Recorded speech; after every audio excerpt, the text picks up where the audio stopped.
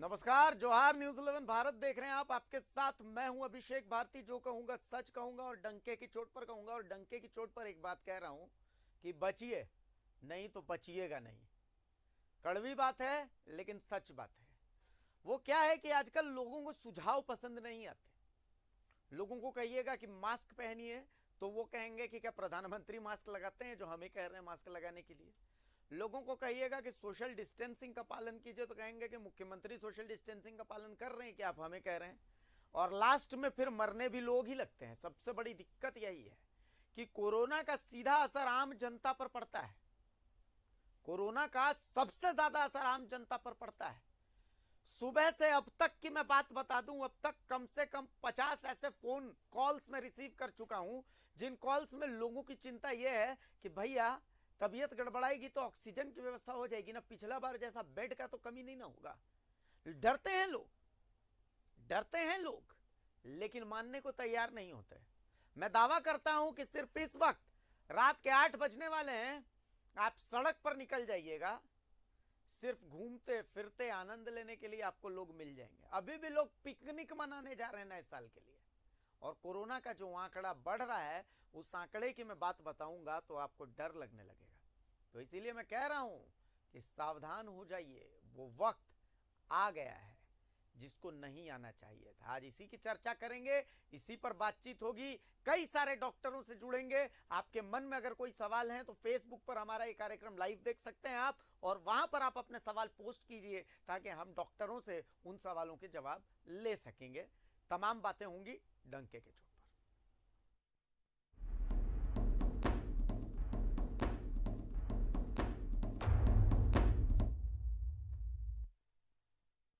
तो अभी से बस कुछ देर पहले का मैं एक आंकड़ा आपको बता देता हूं। उस आंकड़े से आपको अंदाजा हो जाएगा कि स्थितियां कितनी गंभीर हैं।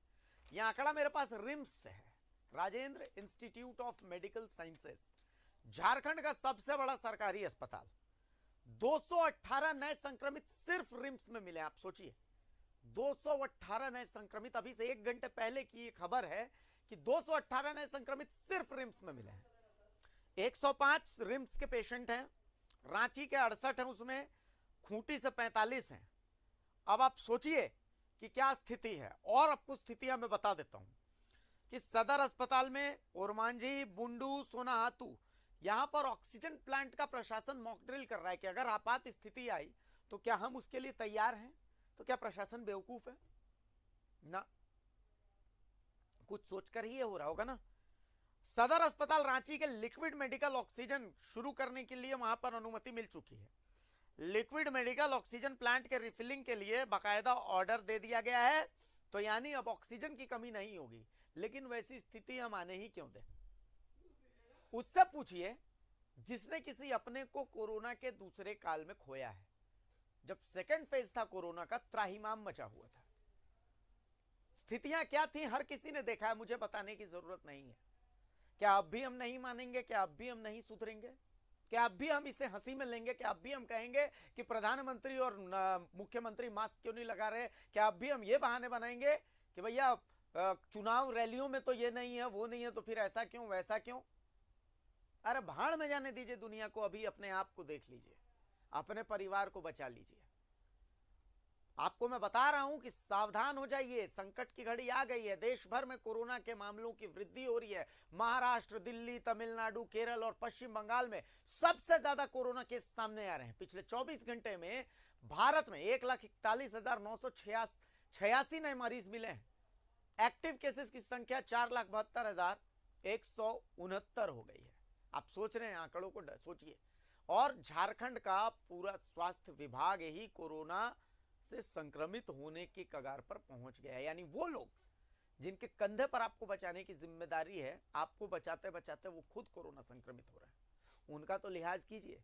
हमारी ये रिपोर्ट एक छोटी से, पहले इस रिपोर्ट को देख लेते हैं फिर हम आगे बातचीत करते हैं। रिपोर्ट दिखाइए। कोरोना की चपेट में स्वास्थ्य महकमा, स्वास्थ्य मंत्री कोरोना पॉजिटिव, अपर मुख्य सचिव स्वास्थ्य कोरोना पॉजिटिव, सैकड़ों डॉक्टर्स कोरोना पॉजिटिव। झारखंड का स्वास्थ्य महकमा पूरी तरह से कोरोना के चपेट में आ गया है। दर्जनों डॉक्टर और सैकड़ों हेल्थ वर्कर्स के संक्रमित होने के बाद अब राज्य के हेल्थ मिनिस्टर भी कोरोना पॉजिटिव हो गए। झारखंड के हेल्थ सेक्रेटरी अरुण सिंह पहले से संक्रमित हैं। जमशेदपुर एमजीएम के अधीक्षक, कई सदर अस्पताल के अधीक्षक, कई सिविल सर्जन, रिम्स से लेकर सीएचसी तक के चिकित्सक, सपोर्टिंग स्टाफ कोरोना की चपेट में आ चुके हैं। डॉक्टर नर्स में तो हर दिन संक्रमण बढ़ता ही जा रहा है। थाना अंचल कार्यालयों में भी संक्रमण की घुसपैठ हो चुकी है, तो वहीं निगम कार्यालयों में भी संक्रमण घुस चुका है। हमारे डायरेक्टर साहब इस बारे में कल या परसों हमारी मीटिंग थी, उसमें ये चर्चा हो रही थी और डायरेक्टर साहब ने बहुत अच्छा सुझाव भी दिया था कि इसमें हमको जितने लोग हैं उनको रिक्रूट करके चलना पड़ेगा। रिक्रूट का मतलब होता है आप लोगों को, सब लोग इन्फेक्ट हो जाएंगे तो काम कौन करेगा, पहली बात तो ये है। तो इसमें होता है कि रिसोर्सेज को बचा करके कैसे काम किया जाता है। जैसे आप मान लीजिए कि किसी डिपार्टमेंट में 10 लोग हैं, 10 रेजिडेंट हैं, तो सब इन्फेक्ट ना हो, तो उसमें रोटेशन कुछ इस तरह से बनाया जाता है कि 5 लोग एक्सपोज हो, आधे लोग एक्सपोज हो, आधे लोग बचे रहें, ताकि अगर सब के सब इन्फेक्ट हो गए तो फिर काम तो बुरी तरह से अफेक्टेड होगा। इसलिए उसको रिक्रूटमेंट प्रोसेस कहा जाता है, ह्यूमन रिसोर्स रिक्रूटमेंट। उसको तो ह्यूमन रिसोर्स को कैसे रिक्रूट करके रखा जाता है, और ताकि कितनी भी विपरीत परिस्थिति आए हमारे पास कुछ लोग तो ऐसे रहेंगे जो कि डिपार्टमेंट का काम या अस्पताल का काम संभालते रहेंगे। शुक्रवार को झारखंड में 3,825 नए कोरोना संक्रमित मिले। सबसे अधिक रांची में 1543 संक्रमित पाए गए। पूर्वी सिंहभूम में 593 संक्रमित मिले। 8 लोगों की मौत हुई।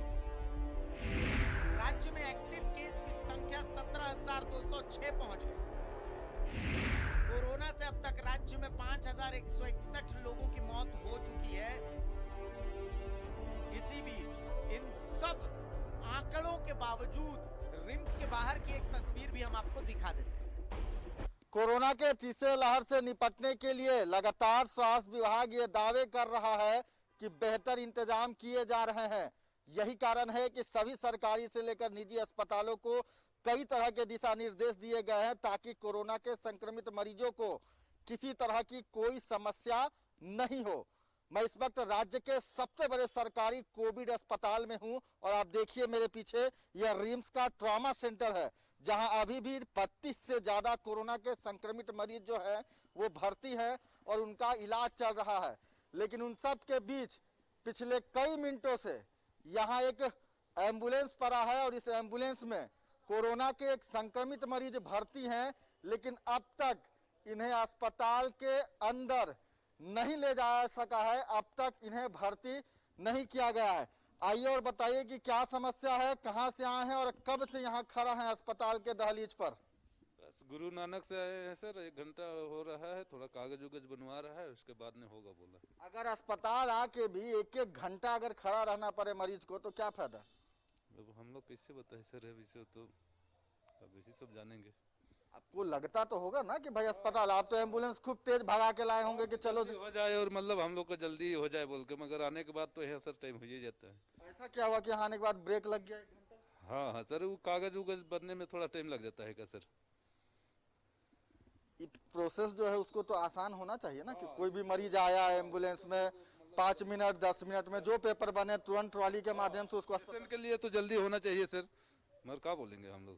बिल्कुल, ये रिम्स प्रबंधन की उदासीनता कहें कि पिछले करीब 1 घंटे से रांची के निजी अस्पताल से कोरोना के एक संक्रमित मरीज को रिम्स के ट्रॉमा सेंटर लाया गया, लेकिन अब तक इस मरीज को अस्पताल में भर्ती नहीं किया गया। स्वास्थ्य विभाग बड़े बड़े दावे करता है कि पूरा इंतजाम है, कोई भी कोरोना संक्रमित मरीज को कोई दिक्कत नहीं होगा। दादा दूर से बताइए, मास्क ऊपर लगा के, कितना दिक्कत हो रहा है, 1 घंटा से बड़े पड़े हुए हैं। बहुत दिक्कत हो रहा है सर, पेशाब करने के लिए दिक्कत हो रहा है, लेटरिंग करने के लिए दिक्कत हो रहा है, फिर गर्मी आ रहा है। कहाँ से आप, कहीं बाहर से आए हैं? नहीं, लोहरदगा से। कैसे कैसे पॉजिटिव हो गए, किसी के संपर्क में आए थे, क्या हुआ था? नहीं बिल्कुल, आप समझिए कि कोरोना के संक्रमित मरीज हैं और पिछले 1 घंटे से रिम्स के ट्रॉमा सेंटर के बाहर इंतजार कर रहे हैं कि कब रिम्स प्रबंधन की नींद खुलेगी और इन्हें अस्पताल में एक बेड नसीब हो सकेगा। सहयोगी रिंकू के साथ सत्यव्रत किरण, न्यूज 11 रांची। सत्यव्रत मेरे साथ जुड़े हुए हैं और मेरे साथ डॉक्टर सौरभ चौधरी जमशेदपुर से जुड़े हुए हैं। डॉक्टर सौरभ चौधरी का परिचय मैं ऐसे करवा दूं कि इंडियन मेडिकल एसोसिएशन के सचिव भी डॉक्टर सौरभ चौधरी हैं। अब मैं डॉक्टर सौरभ के पास आऊंगा, उससे पहले मैं एक बार सत्यव्रत के पास आ रहा हूं। सत्यव्रत, मैं हमारे सोशल मीडिया हैंडल पर देख रहा हूं कि 2 कमेंट्स हैं, ठीक है? दोनों कमेंट्स मैं आपको पढ़कर बता देता हूं। कोई सोनिया कौर मैडम है, डोरंडा की रहने वाली, इन्होंने कहा है कि बहुत ज़रूरत है इसकी। Prevention is better than cure. Ranchiites please follow the rules of COVID, we have faced so much last time, अब और नहीं। ये कह रही हैं कि भाई रांची वाले मान जाइए। और ठीक इसके नीचे हमारे राकेश कुमार नाम के एक मित्र हैं, वो कह रहे हैं कि इन मूर्खों को स्कूल की बजाय बाजार बंद करना चाहिए। अरे उन मूर्खों ने तो जो किया सो किया, हमें क्या करना है अब ये देखना है। सत्यव्रत, यहां पर दिक्कत यही आ रही है ना कि हम अपनी जिम्मेदारी छोड़ करके हम देख रहे हैं कि प्रधानमंत्री क्या कर रहे हैं, मुख्यमंत्री क्या कर रहे हैं। उसने मास्क क्यों नहीं पहना, उसने सैनिटाइजर का इस्तेमाल क्यों नहीं किया सत्यव्रत, और यही आंकड़ों को बढ़ा रहा है। देखिए, बिल्कुल सही कहा आपने। और आपको बता दूं कि कोरोना के दूसरे लहर के दौरान जो लापरवाहियां स्वास्थ्य विभाग की भी रही थी और आम लोगों की भी रही थी, जागरूकता की कमी थी, यही कारण था कि हमें कोरोना के दूसरे लहर में जो भयावह स्थिति देखने को मिली थी वो शायद इस तीसरे लहर में देखने को नहीं मिले। इसीलिए लगातार लोगों को हम जागरूक कर रहे हैं। आप समझिए अभिषेक कि कल कोरोना से राज्य में 8 लोगों की मौत हो गई। बोकारो में 3 लोगों की जान चली गई, पूर्वी सिंहभूम में 2 लोगों की मौत हो गई, रांची में 2 लोगों की मौत हो गई। आप समझिए कि पहले जो कोरोना के संक्रमित मरीजों का जो आंकड़ा है पिछले 1 सप्ताह की अगर बात करें तो करीब दुगना तिगुना रफ्तार से जो है वो हर दिन बढ़ता जा रहा है। और वैसे में बीते 24 घंटे पहले 8 लोगों की मौत कोरोना से होना एक बड़ी बात है।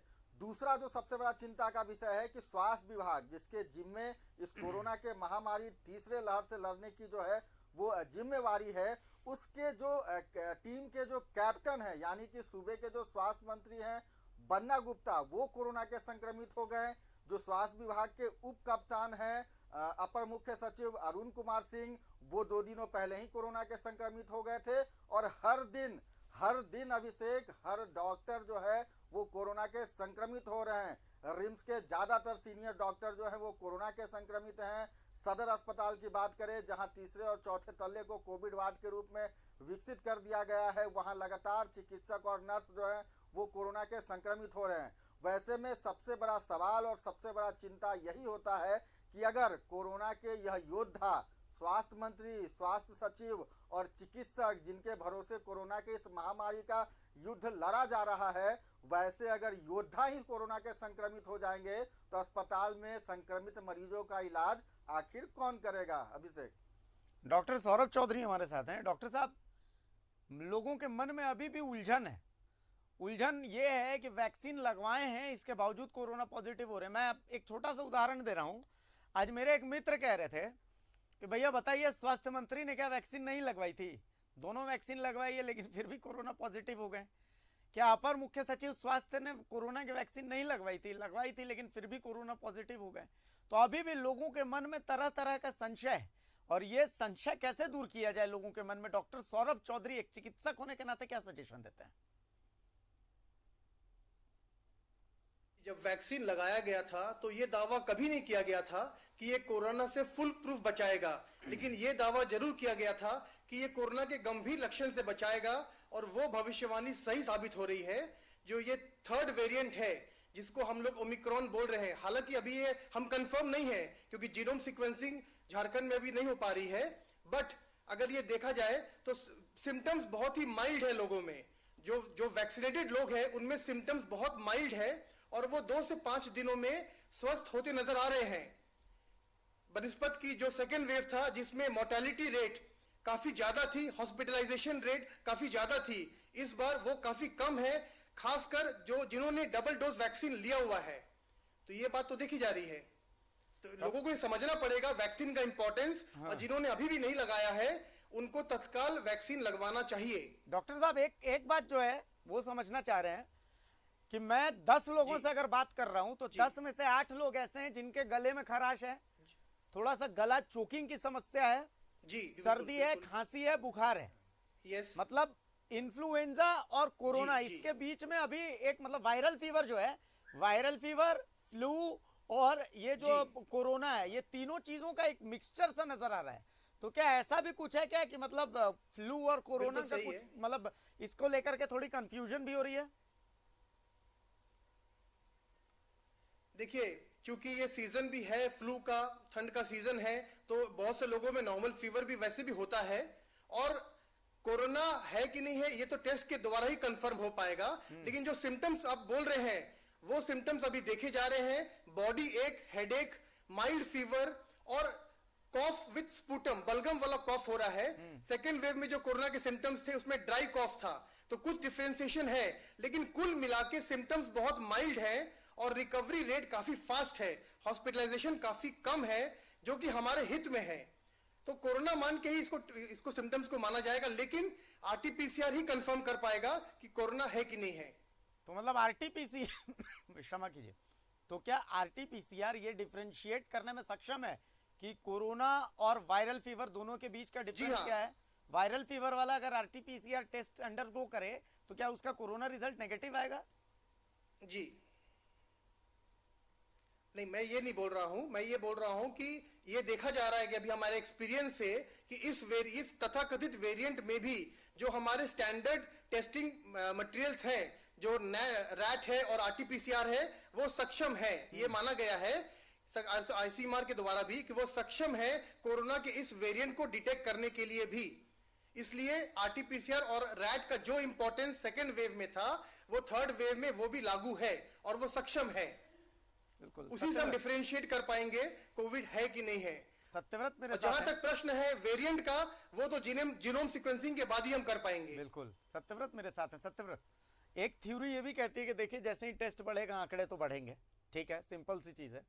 आप तो दिन भर पूरी स्वास्थ्य व्यवस्था पर नजर रखते हैं, तो कुछ तस्वीरें जो हमारे सामने आई हैं, पहला, कल हमने खबर दिखाई थी कि कैसे एक्सपायर्ड दवा दी जा रही थी, ठीक है, हमने खबर दिखाई, स्वास्थ्य विभाग ने चूक मान ली, चलिए ठीक है, बात ठीक हो जाती है, समझ में आता है कि ठीक है, हो सकता है थोड़ी बहुत भूल चूक, इतना बड़ा ये आपदा है तो ये सब चीजें चलती रहती हैं। लेकिन अभी अगर रिम्स की बात करें, सदर अस्पताल की बात करें, तो किस तरीके के मरीज, मतलब जो मरीज आ रहे हैं अस्पतालों में, वो किस तरीके के मरीज आ रहे हैं? ज्यादा यंगस्टर्स आ रहे हैं, ज्यादा बुजुर्ग आ रहे हैं? आखिर मतलब ये जो क्या इस बार का जो डेटा दिखा रहा है वो क्या दिखा रहा है?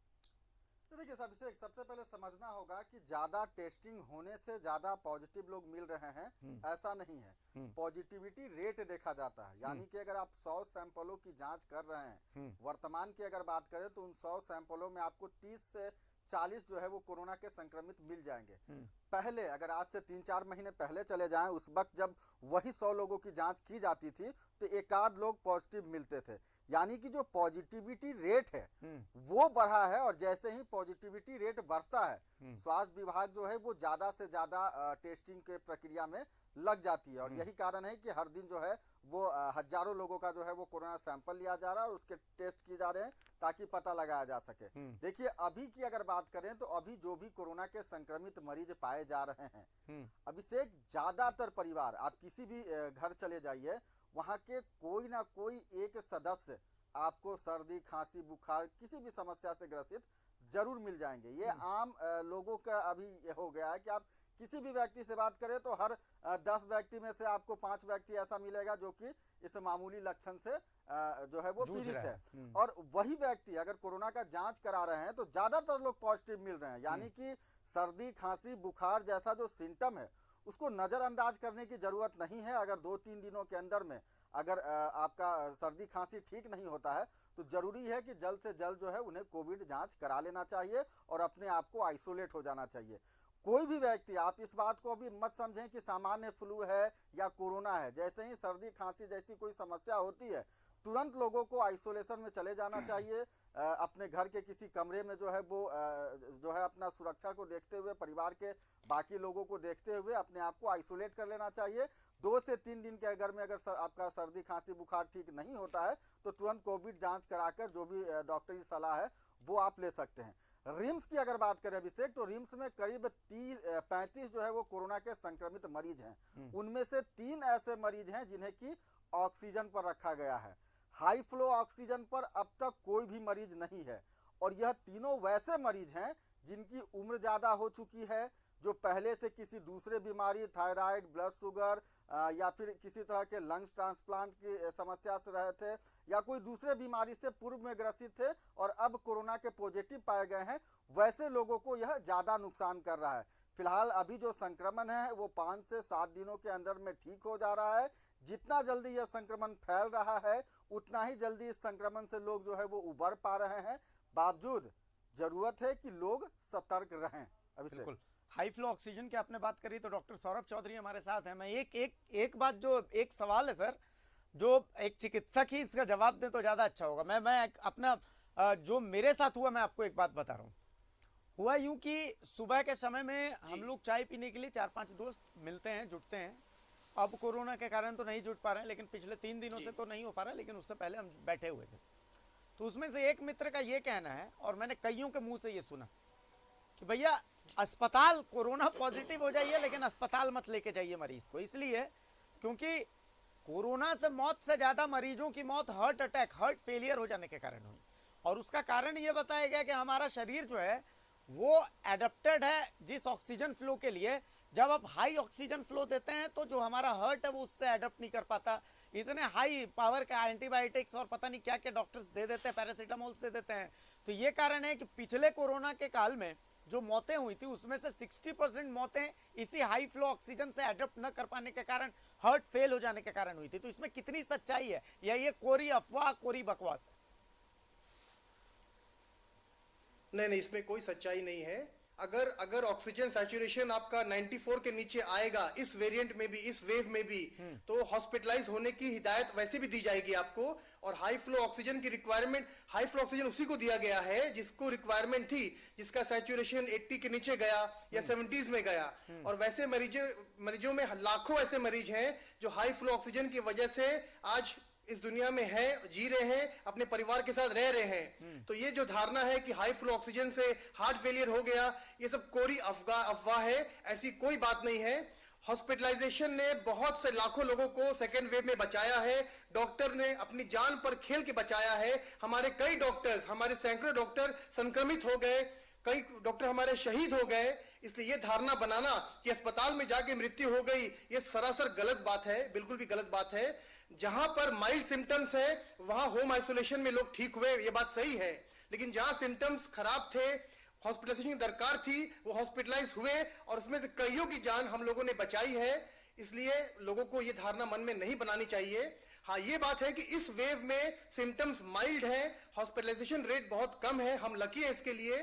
बट आपके माध्यम से मैं एक संदेश ये भी देना चाहूंगा कि ये सोच के कि ये बहुत ही माइल्ड वेरिएंट है, लोग तुरंत ठीक हो जा रहे हैं, बहुत से लोग नेग्लेक्ट कर रहे हैं, मास्क नहीं पहन रहे हैं, डिस्टेंसिंग मेंटेन नहीं कर रहे हैं। उनके अंदर वो डर नहीं है, उनके अंदर वो समझदारी नहीं है कि हमें प्रिकॉशन लेना चाहिए। तो आपके माध्यम से उनको कहना चाहूंगा कि कुछ लोग जिनमें कोमॉर्बिडिटीज है, डायबिटीज है, हाइपरटेंशन है, उन लोग में ज्यादा सिम्टम्स आ भी रहे हैं। तो कहने का मतलब है कि प्रिकॉशन सबको लेना पड़ेगा, माइल्ड सिम्टम्स होने के बावजूद भी, तभी हम इस बीमारी से पार पा सकेंगे और इस पे विजय पा सकेंगे। हर आदमी अपनी जिम्मेदारी को समझे और अपने काम को सही ढंग से करे। बाकी सरकार, प्रशासन, स्वास्थ्य विभाग अपने काम में लगा हुआ है। एक सवाल ये है कि एक डॉक्टर होने के नाते आप अभी जो मान लिया कि डायबिटीज पेशेंट है, अब उनके लिए मजबूरी है, उनको घर चलाना है, परिवार चलाना है, तो ऑफिस जाना ही है। जो प्रेग्नेंट विमेन है, अब उनकी मजबूरी यह है कि सब लोगों को एक साथ छुट्टी तो मिल नहीं सकती, तो उनको भी, जो वर्किंग प्रेग्नेंट विमेन है, उनको भी ऑफिस तो जाना है। अब ऐसी जो बीपी के पेशेंट हैं, उनको भी ऑफिस तो जाना है। तो ऐसे लोगों को आखिर क्या ध्यान रखना चाहिए? खान पान में क्या सावधानी बरतनी चाहिए? ऑफिस में क्या ध्यान रखना चाहिए? थोड़ा अगर एक डॉक्टर के लिहाज से बता देते तो बहुत मेहरबानी होती सर। हेल्दी न्यूट्रिशियस डाइट लेना चाहिए इन लोग को, हाइड्रेशन मेंटेन करना चाहिए।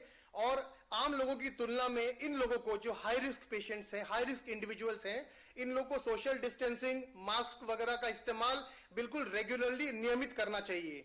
इनको अपना खास ध्यान रखना पड़ेगा, क्योंकि ये लोग ज्यादा ससेप्टेबल हैं। इनमें सिम्टम्स डिटेरियोरेट करने की, सिम्टम्स ज्यादा आने की संभावना ज्यादा है। इसलिए इन लोग को खास ध्यान रखना पड़ेगा अपने आप का। और जिनमें माइल्ड सिम्टम्स आ जाते हैं तो उनके लिए तो जैसे अभी हमने देखा कि ऑनलाइन भी स्वास्थ्य विभाग तैयारी कर रहा है कि आप डॉक्टर से ऑनलाइन भी कंसल्ट कर सकते हैं, आप फोन पर भी उनसे सजेशंस ले सकते हैं। बिल्कुल, तो बिल्कुल, जिसमें बिल्कुल। माइल्ड सिंडल से जैसे उनको डॉक्टर Absolutely, क्या प्रेस्क्राइब absolutely। करते हैं कि अगर आप होम आइसोलेशन में हैं, सिम्टम्स बहुत हल्के हैं, तो वही एंटीबायोटिक्स एंड एजिथ्राल, जी। यही है ना सर, या इस बार कुछ नया? एंटीबायोटिक का वैसे तो कोई रोल है नहीं, साइंटिफिक रोल है नहीं इसमें, बट फिर भी इंडियन एक्सपीरियंस से लोग लिखते हैं और लोग प्रिस्क्राइब कर भी रहे हैं, लोग कंज्यूम भी कर रहे हैं। आइसोलेशन मोस्ट इंपॉर्टेंट है, आइसोलेशन हो जाना है, हाइड्रेशन को मेंटेन करना है, और सिम्टोमेटिक ट्रीटमेंट क्रोसिन 650 या कैल्पोल 650 लोग कंज्यूम कर सकते हैं, मैक्सिमम 4 बार दिन में कर सकते हैं। उसके अलावा हाइड्रेशन मेंटेन करना है और सिम्टोमेटिक ट्रीटमेंट, अपना पल्स और पल्स ऑक्सीमीटर से ऑक्सीजन सैचुरेशन को एक वॉच रखना है, एक नियमित वॉच रखना है, दिन में कम से कम 3 से 4 बार। अगर 94% से कम किसी का होता है तो फिर उनको अस्पताल में संपर्क करना चाहिए। अदरवाइज ऐसा देखा जा रहा है कि इस बीमारी का, इस वेव का जो रिकवरी रेट है वो काफी ज्यादा है, काफी अच्छा है, और मैक्सिमम लोग होम आइसोलेशन में अपने आप को आइसोलेट करके ठीक हो जा रहे हैं। 4 से 5 दिन में वो स्वस्थ हो जा रहे हैं। लेकिन अगर किसी को हाई फीवर है, 5 दिन के बाद भी फीवर है, तो उनको डॉक्टरी हेल्प और अस्पताल में एडमिशन के लिए दरख्वास्त देनी चाहिए। अदरवाइज मेजॉरिटी ऑफ लोग जो है वो होम आइसोलेशन में ठीक हो रहे हैं और स्वस्थ हो रहे हैं। ये एक अच्छी बात है इस वेव की। हमारे होम आइसोलेशन में बहुत सारे लोग ठीक हो रहे हैं, लेकिन अगर फिर भी स्थितियां आउट ऑफ कंट्रोल होती हैं जी। तो सरकार की तरफ से, सत्यव्रत, चूंकि आप तो पूरे स्वास्थ्य विभाग के सिस्टम पर नजर बनाए हुए हैं, तो लोगों के लिए कहां कहां पर मदद किस किस कदर में उपलब्ध है, कुछ बताइए लोगों को कि पैनिक होने की जरूरत नहीं है और कहां पर वो मदद ले सकते हैं। तो देखिए, बिल्कुल पैनिक होने की जरूरत नहीं है। स्वास्थ्य विभाग, जिला प्रशासन के द्वारा टोल फ्री नंबर जारी किए गए हैं। अगर कोई व्यक्ति कोरोना का संक्रमित मिलता है, पाया जाता है, और उसे किसी तरह की कोई डॉक्टरी सलाह लेनी है या किसी तरह का कोई जानकारी सुझाव चाहिए, तो वो टोल फ्री जिला प्रशासन के माध्यम से उसकी जानकारी इकट्ठा कर सकता है। दूसरा, आपको पता है कि फिलहाल भले ही संक्रमितों की संख्या बढ़ रही है, लेकिन जितने भी निजी सरकारी अस्पताल हैं वहाँ अभी भी मरीजों की संख्या कम है, यानी कि पर्याप्त मात्रा में जो बेड हैं वो उपलब्ध हैं। कोरोना के दूसरे लहर के बाद कई तैयारियां की गई स्वास्थ्य विभाग के द्वारा। 1 साल में कई इंफ्रास्ट्रक्चर को बनाया गया, PSA प्लांट, LMO प्लांट जो है वो लगाया गया, बेड की व्यवस्था की गई, कई विशेषज्ञ चिकित्सकों की तैनाती की गई। तो फिलहाल अगर आप चाहते हैं तो आप माइल्ड सिम्टोमेटिक होते हुए भी अपने अस्पताल जा सकते हैं। सबसे जो महत्वपूर्ण चीज़ है कि आपको अपने घर में आइसोलेट हो जाना चाहिए, जो भी दिशा निर्देश हैं उसका पालन करना चाहिए, अपने भोजन पर जो है आपको विशेष ध्यान रखना चाहिए, और ऑक्सीमीटर आपके पास होना महत्वपूर्ण है। समय समय पे आप अपने ऑक्सीजन को नापें और उस ऑक्सीजन को आप किसी डायरी में नोट कर सकते हैं।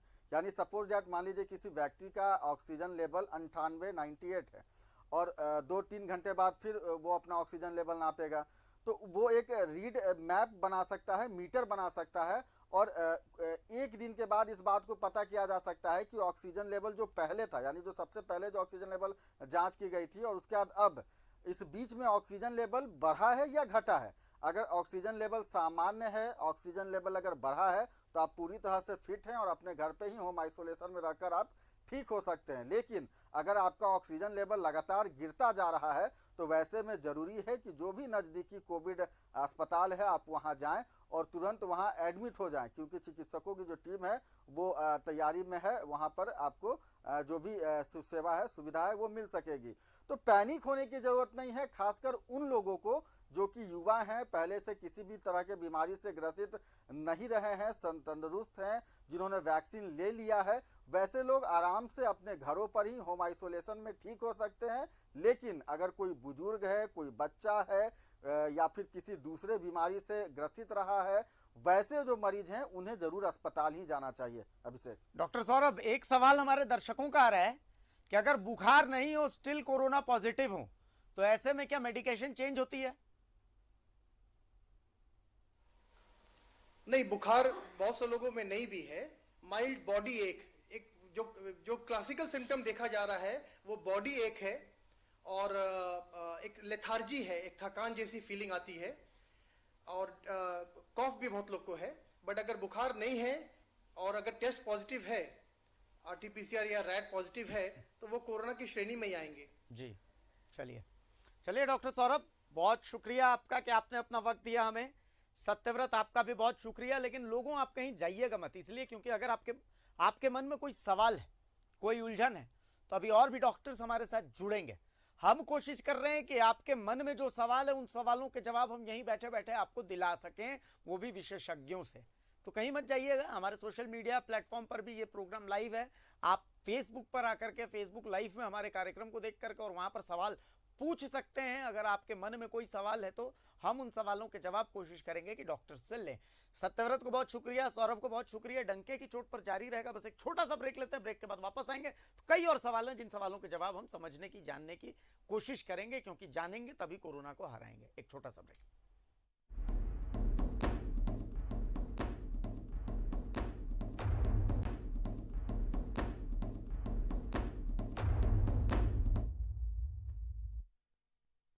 ब्रेक के बाद एक बार फिर स्वागत है आपका। जो कहूंगा सच कहूंगा, डंके की चोट पर कहूंगा, और डंके की चोट पर आपको मैं कह रहा हूं कि देखिए, सावधान हो जाइए।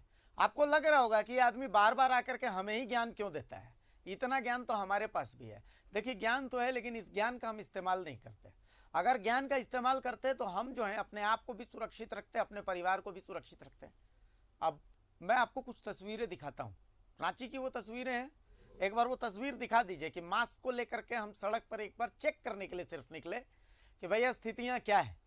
एक बार दिखाइए कि वो तस्वीरें क्या थी, फिर हम आगे बात करते हैं। एक बार दिखा दीजिए। झारखंड में कल जो आंकड़े आए हैं वो कहीं ना कहीं डरा रहे हैं। पूरे प्रदेश में लगभग 3825 कोरोना पॉजिटिव मरीज जो हैं ट्रेस आउट हुए हैं। रांची में सबसे ज़्यादा मरीज हैं, लगभग 1500 का आंकड़ा पार कर गया है। और ऐसे में ये सवाल बार बार उठ रहा है कि कहीं हम लापरवाह तो नहीं हैं। और ये दृश्य कुछ यही बयां कर रहा है। देखिए, सामने इस तरफ जो फल बेचने वाले जो ठेला में फल बेच रहे हैं, ऐसी कई ठेला जो है पूरे रांची में आपको दिखाई देगा। और ये जो फल बेचने वाले लोग हैं ये मास्क नहीं पहनते हैं।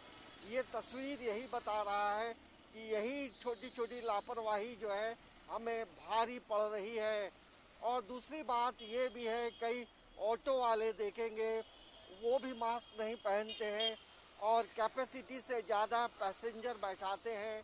और इस तरह की जो लापरवाही है आपको पूरे शहर में दिखाई देगी।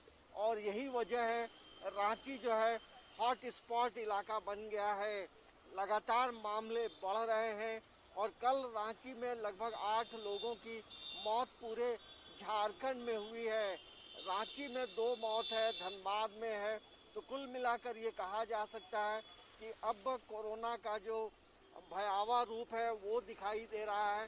सामने इस तरफ आप तस्वीर देखेंगे, यहाँ जो लोग आ रहे हैं कहीं ना कहीं चेहरे पे मास्क नहीं है।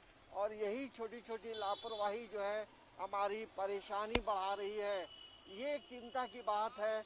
ऐसे में ये ज़रूर कहा जा सकता है कि सभी लोगों को जिम्मेदारी लेनी होगी, नहीं तो मामले इतना बढ़ेंगे कि फिर संभालना मुश्किल है। एक व्यक्ति यदि संक्रमित होगा और शहर में निकला है तो वो कई लोगों को संक्रमित कर देगा।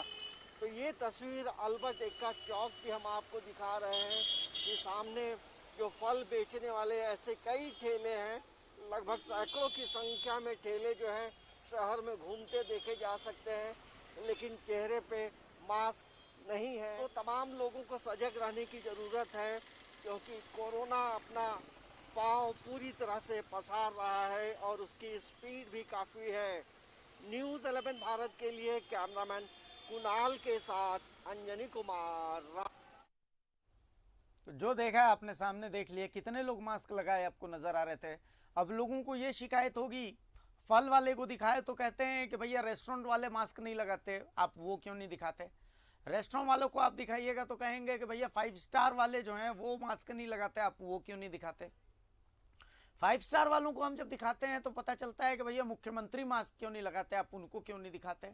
हम जब मुख्यमंत्री को दिखाते हैं तो मुख्यमंत्री कहते हैं कि प्रधानमंत्री मास्क क्यों नहीं लगाते, प्रधानमंत्री को आप क्यों नहीं दिखाते।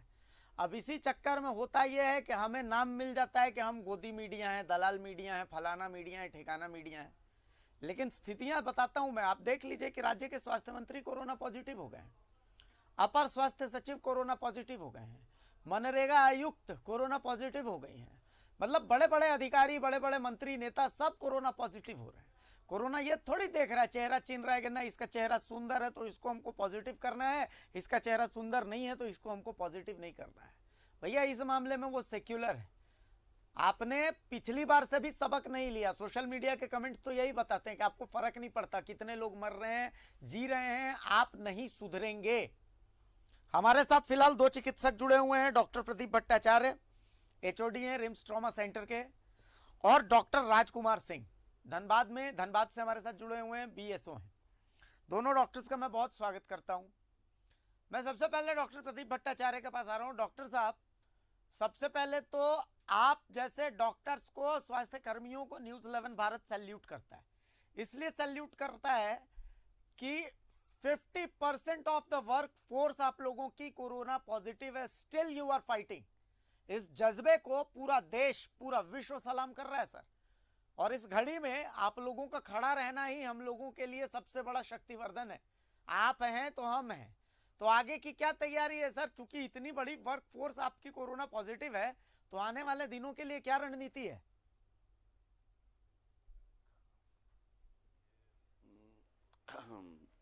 ये 2 दिन पहले हमारे डायरेक्टर साहब के साथ हमारी पूरी टास्क फोर्स और सभी फैकल्टीज की मीटिंग हुई थी, और इस बात से डायरेक्टर साहब को भली भांति अवगत कराया गया कि काफ़ी डॉक्टर्स, काफ़ी तादाद में डॉक्टर्स जो हैं वो कोविड पॉजिटिव हो रहे हैं, काफ़ी फैकल्टीज कोविड पॉजिटिव हो रहे हैं, और ऐसे हालात में अगर मरीजों की संख्या बढ़ती है तो हम उसको कैसे हैंडल करेंगे।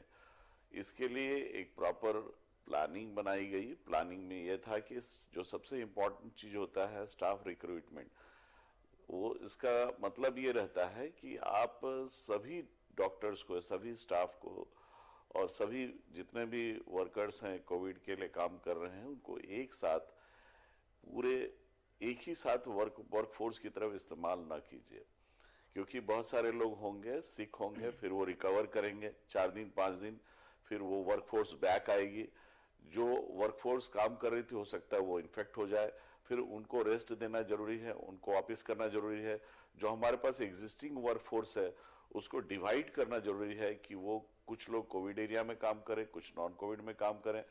तो ये क्या है, एक स्ट्रैटेजिक मूव होता है जिसमें अगर हमारे पास लिमिटेड नंबर ऑफ स्टाफ्स हैं तो उनको हम रोटेट करके और किस तरह से भली भांति हमारे क्राइसिस को मैनेज करें।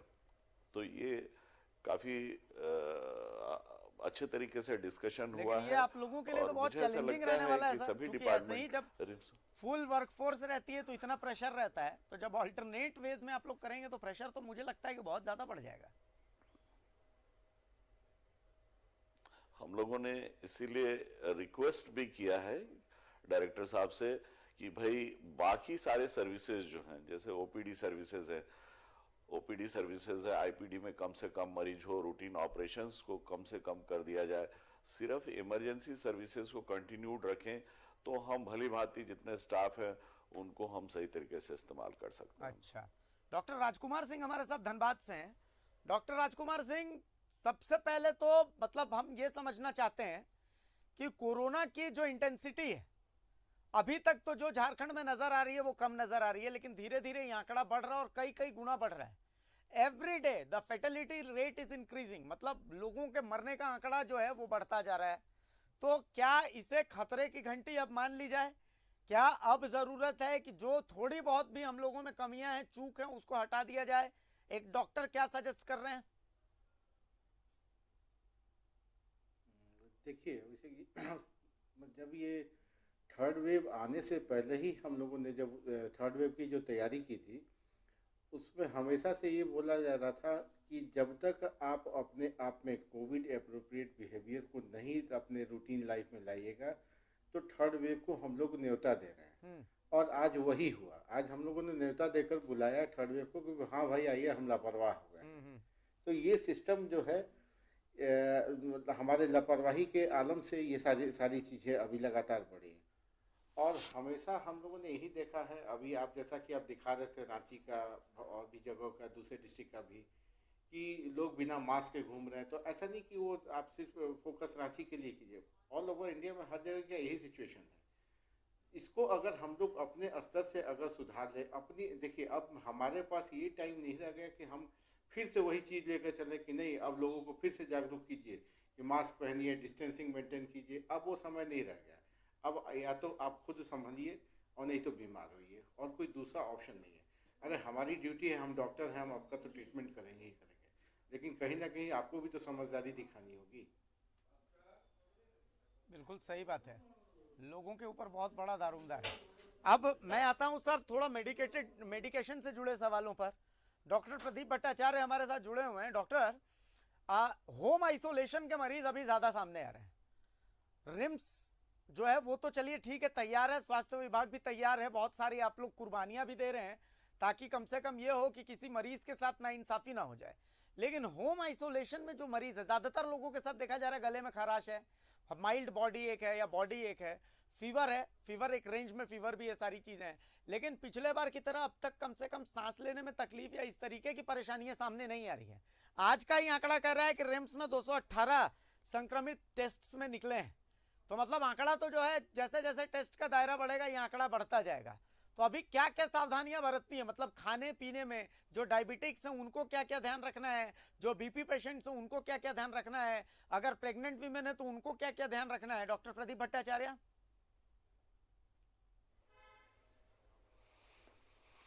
नहीं, अब हम ये कहें कि कुछ कोविड-19 और ये थर्ड वेव के लिए कोई अलग से कोई स्पेशल चीज हमको करने की जरूरत है, ऐसा कुछ भी नहीं है। ये वही चीजें करनी है जो एक नॉर्मल वायरल इन्फेक्शंस जब होते हैं और उस समय हम जो एहतियात बरतते हैं वही सब। क्योंकि मुझे याद है कि पिछली बार जब सेकेंड वेव आया था, लोगों ने इतना काढ़ा पिया कि लोगों ने अपने लीवर खराब कर लिए। तो ये सब कुछ फैक्ट्स एंड मिथ्स पे आपको थोड़ा सा ध्यान देने की जरूरत है। जो नॉर्मली प्रेस्क्राइब्ड है कि हाँ भाई, आप प्रिवेंशन के लिए सबसे अच्छा चीज है हॉट सलाइन गार्गल कीजिए, आप घड़ी घड़ी थोड़ा थोड़ा ल्यूकवार्म वाटर को लेते रहना चाहिए, शरीर को हाइड्रेट रखना चाहिए। सबसे ज्यादा जो जरूरी होता है, जो अंग्रेजी में कहावत है कि rest is the best treatment for viral infection. आप कितना देर सोते हैं वो काफी हद तक निर्भर करता है आपकी रिकवरी कितनी फास्ट होगी। अगर आप 10 से 12 घंटा दिन में सोते हैं, अच्छी नींद लेते हैं, तो वो आपके लिए आपके सारे सेल्स को रिजुविनेट करेगी, आपकी डिफेंस पावर, आपकी इम्यून सिस्टम सबको सशक्त करेगी और आपको रिकवरी में काफी मदद करेगी। इसके अलावा मैं हमेशा मैं क्या, ये वर्ल्ड के पूरे विश्व में चलता है कि ऐसे जब होते हैं वायरल इन्फेक्शंस तो आप गर्म चीजों का सेवन करें, गर्म सूप पिएं, गर्म पेय, चाय, कॉफी, दूध। और हमारे देश में तो बहुत सारे देसी नुस्खे भी हैं और खास करके जो काफी कारगर हैं उसमें हम जानते हैं कि तुलसी, हल्दी, मधु, दालचीनी, ये सारी चीजें जो हैं अगर हम दूध के साथ मिक्स करके और इनको हम साथ में लेते हैं तो ये काफी हेल्पफुल होता है। और जैसा पहले भी लोगों ने कहा कि पैरासिटामोल बुखार आए तो जरूरी है, लेकिन बुखार अगर 3 दिन से ज्यादा आपको कंटिन्यू हो रहा है तो वहाँ एक एंटीबायोटिक जोड़ने की आवश्यकता पड़ती है। अदरवाइज गले में खराश के लिए आप एक एंटीहिस्टामिनिक ले सकते हैं। अगर खांसी ज्यादा चल रही है, सूखी खांसी है, तो कोडीन युक्त सिरप, आपको कफ सिरप लेना जरूरी है। और अगर ब्रोंको कॉन्स्ट्रिक्शन हो रहा है तो एक ब्रोंको डायलेटर के साथ कफ सिरप लेना। मेरे ख्याल ये इतना इलाज, घरेलू इलाज इतना सफिशिएंट है, इससे ज्यादा और किसी चीज की जरूरत नहीं पड़ती है। डॉक्टर राजकुमार भी हमारे साथ है। डॉक्टर राजकुमार, हमारे एक दर्शक पूछ रहे हैं कि उनके घर में 3 से 4 साल का छोटा बच्चा है और कोरोना के फेज से पहले ही इतना डरा दिया गया कि इस बार का फेज जो है वो बच्चों के लिए खतरनाक रहने वाला है। तो बच्चों के लिए क्या खास प्रिकॉशन लिया जाए? मतलब यूं है कि बच्चा उनका स्वेटर पहनने में आनाकानी करता है, मोजे पहनने में आनाकानी करता है, तो मतलब कुछ खास प्रिकॉशंस हैं, कुछ खास खिलाए पिलाया जाए क्या बच्चों को जिससे कि उनकी भी इम्यूनिटी बूस्टेड रहे? देखिए, इम्यूनिटी बूस्ट करने के लिए जो प्रॉपर जो डाइट होता है वो तो बच्चों को देना ही है। ऐसे मतलब ऐसा नहीं कि कोविड हुआ है या कोरोना आने वाला है या आ गया है तभी दें। वो जनरली सभी बच्चों को देना चाहिए और वो रूटीन वे में देना चाहिए। अभी सबसे बड़ी परेशानी है बच्चों के साथ कि ये सर्दी का मौसम है, जरूरी नहीं कि उसको कोविड ही हो गया। सर्दी की वजह से भी बहुत बच्चे परेशान हैं, जैसे बुखार हो गया, सर्दी खांसी हो गया, तो उसको एकदम से कोविड ही नहीं माने कि कोविड ही हो गया। और कोविड के लिए हाँ, इसमें अभी सबसे परेशानी वाली बात यह है कि बच्चे हमारे वैक्सीनेटेड नहीं हैं, तो थोड़ा तो उनको प्रिकॉशन के साथ रखना ही पड़ेगा। जैसे कि अभी संक्रमण दर इतना बढ़ा हुआ है, तो अननेसेसरी बच्चों को इधर उधर मूवमेंट या मेल जोल या कहीं सोसाइटी में खेलने के लिए, तो थोड़ा इन सब चीज़ों पे थोड़ा सा लगाम लगाना होगा अभी। और बाकी ऐसा कुछ भी नहीं है कि बहुत जल्दी ही हम लोग कोशिश कर रहे हैं कि बच्चों के लिए भी वैक्सीनेशन की तैयारी की जाए। 15 से 18 साल के बच्चों के लिए तो स्टार्ट हो ही गया, उसके बाद का भी हम लोग देख रहे हैं, जो हो सकता है बहुत जल्दी ही बच्चे भी वैक्सीनेट हो जाए, तो ये भी एक डर मन से निकल जाएगा।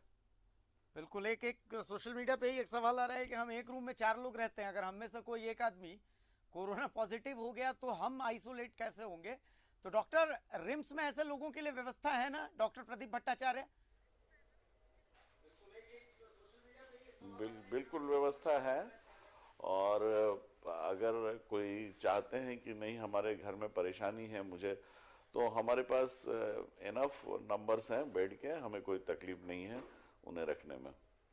बच्चों के लिए सर कुछ खास प्रिकॉशंस, खास करके वो 3-4 साल के जो उम्र के बीच के बच्चे होते हैं इनके लिए, क्योंकि इन बच्चों को आप कुछ मतलब इस मौसम में नहीं। वो बच्चे बहुत ज्यादा कुछ समझते नहीं है, और पेरेंट्स ये डरे हुए हैं कि मतलब पहले से एक हवा सा बनाया हुआ है कि बच्चों के लिए ये कोरोना बहुत खतरनाक रहने वाला है, तो ऐसी स्थिति में उनको क्या प्रिकॉशंस लेने हैं? नहीं, आप अगर देखिए साइंटिफिकली अगर जाएं तो साइंटिफिकली ये एक बड़ा प्रूवन फैक्ट है कि 12 साल से नीचे के जो बच्चे होते हैं उनकी इम्यून सिस्टम कुछ इस तरह की हैं कि कोविड वायरस उनको बहुत माने इसको इन्फेक्ट नहीं कर पाती हैं। बहुत कम बच्चे होंगे जिनको कि इस तरह से कोविड 19 इन्फेक्ट की होगी बच्चों को, लेकिन हाँ 12 साल से ऊपर वाले बच्चे जो होते हैं उनको एहतियात बरतने की जरूरत है, क्योंकि ये एक ऐसा एज होता है जो एडोलेसेंट हम कहते हैं, या वो उस फेज में काफ़ी बॉडी की एनर्जी काफ़ी हाई रहती है और वो किसी भी चीज़ को मानने के लिए तैयार नहीं होते हैं। ऐसे बच्चों को गवर्नमेंट ने ऑलरेडी वैक्सीनेशन स्टार्ट कर दिया, प्रपोजल क्या स्टार्ट कर ही दिया है, और आपको मालूम है कि 15 साल से ऊपर वाले सबको वैक्सीन लग रहे हैं जी।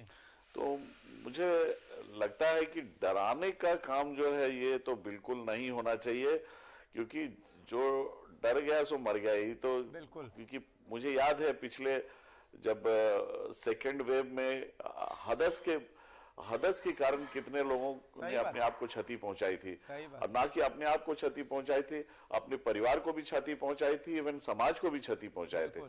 तो ये हदस तो बिल्कुल नहीं होना चाहिए। मैं और डॉक्टर राजकुमार पेरेंट्स सिंह को से एक कम सवाल से ले रहा हूं।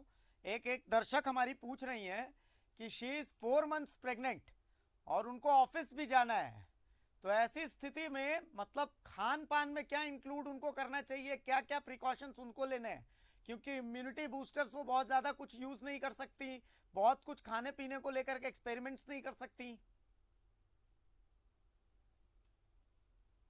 नहीं, ऐसा कुछ नहीं कि उनको अभी इस 4 मंथ्स के प्रेगनेंसी में कुछ एक्सपेरिमेंट करने की ज़रूरत है। वो अपने लगातार अपने जो भी लेडी डॉक्टर हैं उनसे कांटेक्ट में रहें, और जो भी कोविड अप्रोप्रिएट बिहेवियर है उसको अगर बाहर जाती हैं, वर्किंग लेडी हैं, तो उसको फॉलो करें।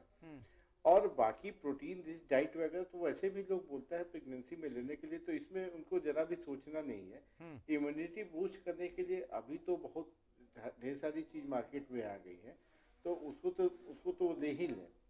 और स्पेशल ऐसा कुछ नहीं कि ये डाइट ही उनको लेना है, कोविड है, प्रेगनेंसी है, ऐसा कुछ भी नहीं। वो अपने आप एकदम नॉर्मल रहें, जो प्रेगनेंसी में सारा कुछ जैसा भी डाइट होता है वो अपना लेते रहें, सिर्फ अपने आप को बचा के कोविड अप्रोप्रिएट बिहेवियर को फॉलो करके मतलब अपने को बचा कर रखें।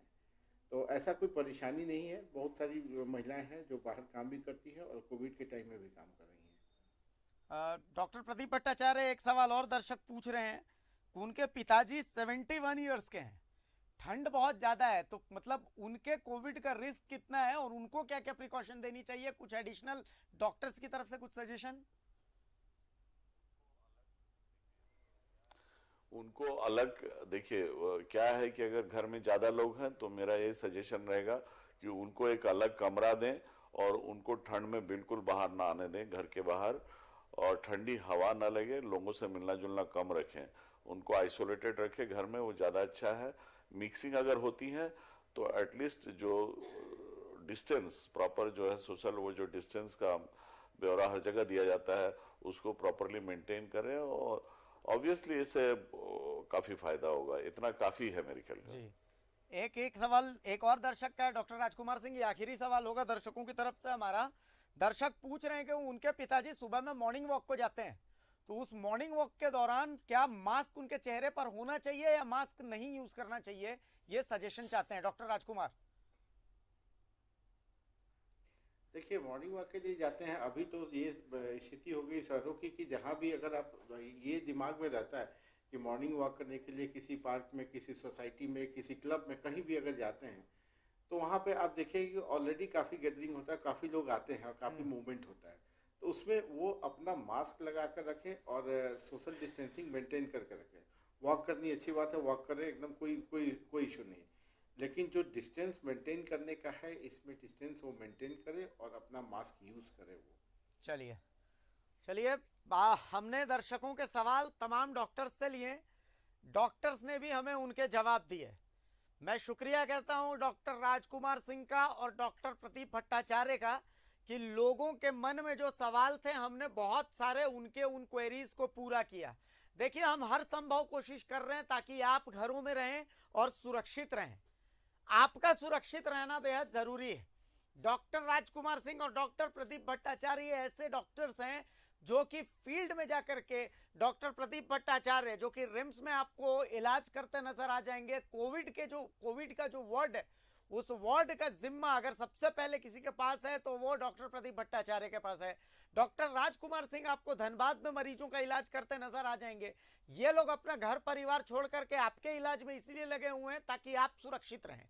तो कम से कम ये जो कुर्बानियां दे रहे हैं उन कुर्बानियों का तो लिहाज कीजिए। मैं जानता हूं कि आपके पास 5000 से ज्यादा बहाने इसलिए हैं कि आप मास्क न पहने, आप घरों में ना रहें। आपके पास 5000 से ज्यादा बहाने इसलिए हैं कि आप सरकार को और मुझको गलत साबित कर सकें, लेकिन मेरे पास सिर्फ एक कारण ऐसा है कि मैं चाहता हूं कि आप घर में रहें, सुरक्षित रहें, और वो इसलिए है कि दोनों हाथ जोड़ करके मैं कह रहा हूं कि जिंदा रहिए। जिंदा रहेंगे तो जीविका भी चलेगी और जीवन भी चलेगा। जो जिंदा ही नहीं रहेंगे तो ना जीविका चलेगी ना जीवन चलेगा। आपकी एक लापरवाही पूरे समाज के लिए खतरा बन सकती है, और ये जो लापरवाही है ये आपके लिए, मेरे लिए और देश के प्रधानमंत्री के लिए, राज्य के मुख्यमंत्री के लिए, सबके लिए लागू है। जो गलत कर रहा है उसको सोचना चाहिए कि क्या वो समाज के साथ इंसाफ कर रहा है या नहीं कर रहा है। मैं दोनों डॉक्टर्स को बहुत शुक्रिया कहता हूं कि उन्होंने अपना वक्त दिया, खास करके इस समय में जब पूरे दिन वो बिजी रहते हैं, इसके बावजूद उन्होंने इसलिए वक्त दिया ताकि आप तक जानकारी पहुंच सके और सही जानकारी पहुंच सके। तो सुरक्षित रहिए, जीवित रहिए, जिंदा रहिए। बस एक साथ एक दूसरे का साथ देकर के इस कोरोना को हम हराएंगे नहीं बल्कि भगाएंगे भी, क्योंकि हम तो झारखंडी है ना, सीधा मार के मोरा देते हैं। बस इसी बात को ध्यान में रखिएगा। फिलहाल के लिए नमस्कार, जोहार।